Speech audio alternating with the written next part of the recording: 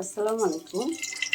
আজকে আমি রান্না করব মাছের দো পেঁয়াজা। তো মাছ আমি কেটে ধুয়ে ভেজে নিয়েছি। কড়াইয়ে তেল দিলাম, সাথে দিলাম পেঁয়াজ কুচি,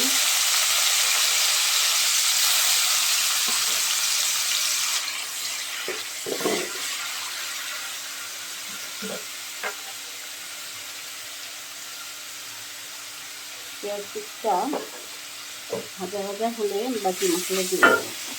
আর এই যে দেখুন আমি মাছগুলো লাল লাল করে সুন্দর করে ভেজে রেখেছি।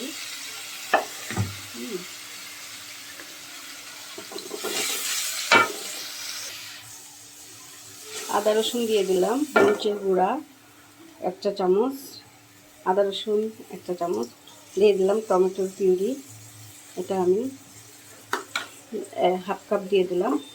আর দিয়ে দিব ধনিয়ার গুঁড়া, হলুদের গুঁড়া, জিরার গুঁড়া, লবণ স্বাদ মতো। যেহেতু ভাজার সময় আমি লবণ দিয়েছি সেই জন্য এখন একটু কমিয়ে দিলাম।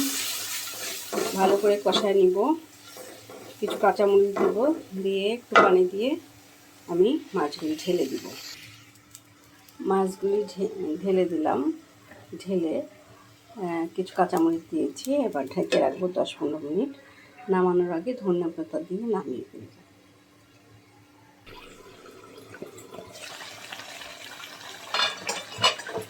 ঝোলটা মোটামুটি শুকিয়ে গেছে। এখন আমি ধনিয়া পাতা দিয়ে নামিয়ে ফেলব।